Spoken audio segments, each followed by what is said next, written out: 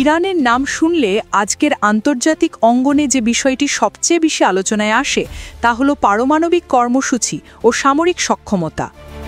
দীর্ঘ সময় ধরে ইরানকে পারমাণবিক অস্ত্র তৈরির পথ থেকে দূরে রাখার জন্য বিভিন্ন নিষেধাজ্ঞা ও আন্তর্জাতিক চুক্তি বলবৎ ছিল। 2015 সালে স্বাক্ষরিত joint comprehensive plan of action বা জেসিপিওএ চুক্তির মাধ্যমে ইরান তার ইউরেনিয়াম সমৃদ্ধি সীমিত রাখতে রাজি হয়, কিন্তু ধীরে ধীরে চুক্তির নানা ধারা ভেঙে যেতে থাকে। 2025 সালে এসে ইরান ঘোষণা দেয় তারা আর পুরনো চুক্তির বাধ্যবাধকতায় আবদ্ধ নয়। এই ঘোষণা বিশ্বের বড় শক্তিগুলোর মধ্যে নতুন করে উত্তেজনা তৈরি করেছে। বর্তমানে ইরান উল্লেখযোগ্য পরিমাণে ইউরেনিয়াম সমৃদ্ধ করেছে, যা পারমাণবিক অস্ত্র তৈরির দিকে এগোনোর একটি গুরুত্বপূর্ণ ধাপ। আন্তর্জাতিক পরমাণু শক্তি সংস্থা IAEA এর প্রতিবেদনে বলা হয়েছে ইরান এখন 60% পর্যন্ত ইউরেনিয়াম সমৃদ্ধ করতে সক্ষম হয়েছে। যদিও পারমাণবিক বোমা তৈরির জন্য প্রয়োজন হয় 90% সমৃদ্ধ ইউরেনিয়াম, তবুও 60% পর্যন্ত পৌঁছানোকে অনেক বিশেষজ্ঞ বড় একটি অগ্রগতি হিসেবে দেখছেন।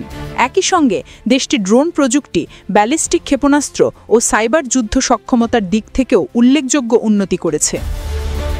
এ অবস্থায় আন্তর্জাতিক সম্প্রদায়ের মধ্যে একটি বড় প্রশ্ন উঠেছে, ইরানকে কি আদৌ থামানো সম্ভব? একদিকে যুক্তরাষ্ট্র, ইসরায়েল ও ইউরোপীয় দেশগুলো কূটনৈতিক ও অর্থনৈতিক চাপ অব্যাহত রেখেছে, কিন্তু বাস্তবতা হলো ইরান গত এক দশকে এমন একটি প্রযুক্তিগত অবস্থানে পৌঁছেছে যেখান থেকে তাকে থামানো অনেক কঠিন হয়ে পড়েছে।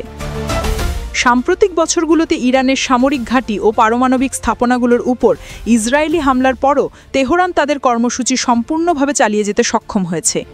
তবে ইরান সম্পূর্ণভাবে মুক্ত এমন দাবি পুরোপুরি সঠিক নয়। আন্তর্জাতিক নিষেধাজ্ঞা এখনও কার্যকর আছে এবং জাতিসংঘ সহ বড় শক্তিগুলোর নজরদারি অব্যাহত আছে। এর পাশাপাশি IAEA এর মাধ্যমে ইরানের কার্যক্রমের উপর নজরদারি পুনরায় চালুর বিষয়েও কূটনৈতিক আলোচনা চলছে, কিন্তু ইরানের নেতৃত্ব এখন বলছে তারা নিজেদের সিদ্ধান্ত নিজেরাই নেবে, বাইরের চাপ আর সহ্য করবে না। আগামীতে দুটি সম্ভাব্য পথ রয়েছে। প্রথমত, নতুন কোনো কূটনৈতিক চুক্তির মাধ্যমে ইরানকে পুনরায় পারমাণবিক কর্মসূচিতে সীমাবদ্ধ করা যেতে পারে। দ্বিতীয়ত, শক্তি প্রয়োগ করে সামরিক বা অর্থনৈতিকভাবে তাদের বাধ্য করা যেতে পারে। তবে দুই পথই সহজ নয়। কূটনীতি সময় সাপেক্ষ, আর সামরিক অভিযান হতে পারে ঝুঁকিপূর্ণ এবং পুরো মধ্যপ্রাচ্যকে অস্থিতিশীল করে তুলতে পারে। সবশেষে বলা যায়, ইরান এখন অনেকাংশেই মুক্ত প্রযুক্তিগতভাবে, কিন্তু আন্তর্জাতিক পরিসরে এখনও সীমাবদ্ধতায় আবদ্ধ। একে থামানো অসম্ভব নয়, তবে আগের চেয়ে অনেক বেশি কঠিন হয়ে গেছে।